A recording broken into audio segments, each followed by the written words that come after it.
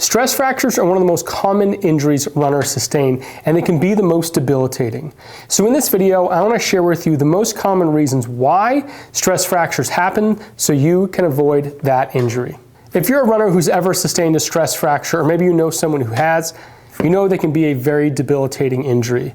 They can keep you sidelined for weeks to months, force you to use a walking boot and crutches, and they're going to keep you from doing the thing you love most, running. So it's important to know what causes them so you can avoid them and steer clear of those specific things that are going to get you injured. With stress fractures, there are both biomechanical causes of injury and nutritional lifestyle factors associated with that injury. In this video, I'm going to be talking about the biomechanical causes of stress fractures. Once you know those biomechanical causes, you'll be able to make adjustments in your running form, make adjustments in your running training so that your injury risk when it comes to bone stress injuries is as low as possible. So let's dive into the first most common reason why people develop stress fractures. The first biomechanical cause of stress fractures, particularly stress fractures of your shin bone, your tibia, is an overstride. An overstride happens when you contact the ground too far in front of your body. This normally coincides with having very little bend in your knee and excessive tilting of your foot and ankle.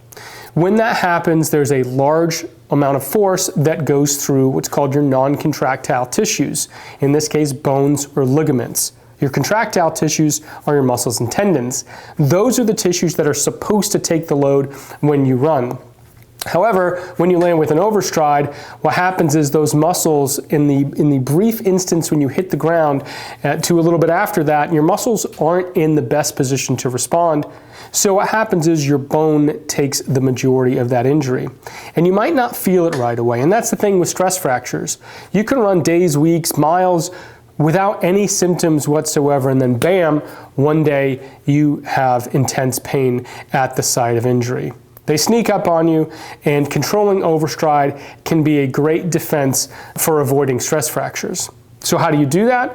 One of the easiest ways to do that is to increase your cadence. That will naturally pull your foot closer to your center of mass, closer to your body when you land, and that'll make it so that you don't have as much force when you land. Number two, you want to focus on bending your knee more when you hit the ground.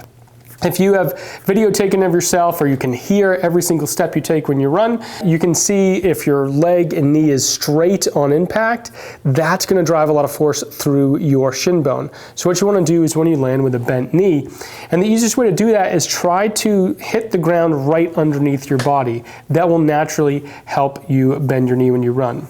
The other part of an overstride that you want to consider is when your foot is lifted high off the ground and you have a high heel contact. When you do that, there is a long distance for your foot to come down and touch the ground. So if your heel hits and it has to go over a long distance to hit the ground, your shin muscles have to overwork to control that motion.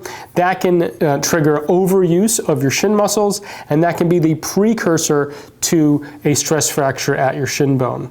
So adopting a more midfoot or trying to land more midfoot can take you out of a heavy heel strike position and significantly lower your risk of tibial stress fractures. So that number one most common risk factor is avoiding an overstride. Another risk factor is running with a vertical or upright trunk position. When you run, you should naturally adopt a slight forward trunk lean, meaning you should look as if you're slightly falling forward when you run, or you can imagine if there's a strong wind coming at you, you have to lean forward to run into that wind. If you run with an upright trunk, we've seen higher vertical landing forces, meaning you're impacting the ground harder when you run more vertical than when you have a forward trunk lean.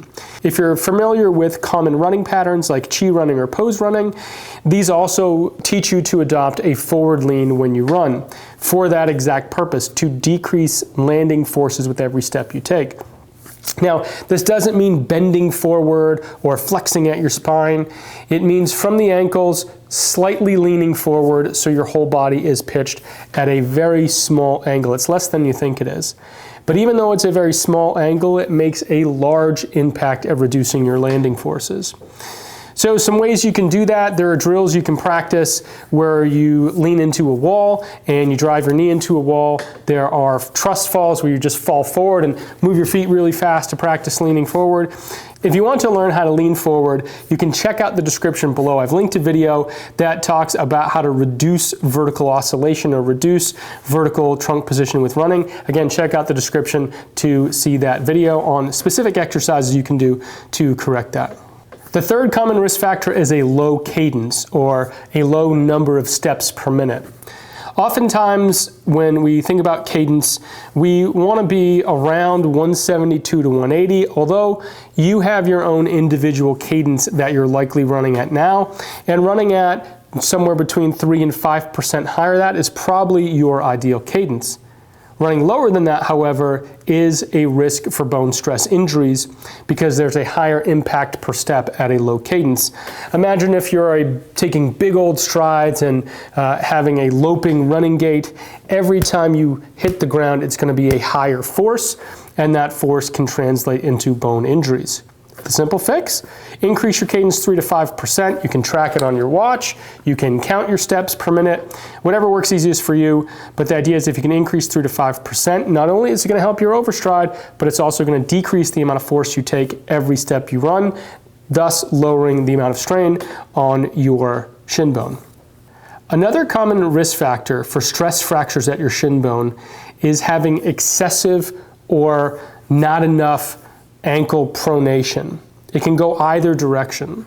So pronation refers to the amount of tilt inwards that your foot has when you run, and supination refers to the amount of tilt outwards. If you have an excessive amount in either direction, that either puts too much load on your bones or too much load on your muscles, and in either case, you're going to create an overuse issue at your shin if you run enough miles and run frequently. So working on exercises for muscles on the inside of your shin, called your posterior tibialis, or the outside of your shin, your peroneal or fibularis muscles, are a great place to strengthen your foot and ankle to avoid load on your shin bone. The last common risk factor I'll share with you isn't biomechanical, but it is important. It's how fast you increase your mileage. If you increase your mileage more than 10% per week, it does increase your risk of developing bone stress injuries. You might be able to push that up to 15%, but that would be the upper limit. All too often, if you're a new runner and you're trying to build your mileage, or you have a race coming up and maybe you haven't gotten in all the training days you want to, what can happen is you increase your mileage too fast over a short period of time. Your bone and cartilage isn't ready for that increased load, and subsequently you sustain an overuse injury that ends up becoming a stress fracture. So although it seems boring and you've probably heard the rule before, the key is just stick to it. 10% a week, 15% at maximum is the most you can progress so that your bone doesn't take the additional load. All right, guys, these are the most common biomechanical and training parameters that affect tibial stress fractures. Again, there are nutritional deficits, there are differences between men and women, there's other things that play into stress fractures, but from things that you can change, things that you can work on and adapt, these biomechanical principles with very small changes can yield very big results when it comes to protecting your bones from stress fractures. All right, guys, hey, if you like this video, I'd love you to just hit like, subscribe, and hit the notification bell to get more of my videos. All right, runners, till next time, train smarter and perform better.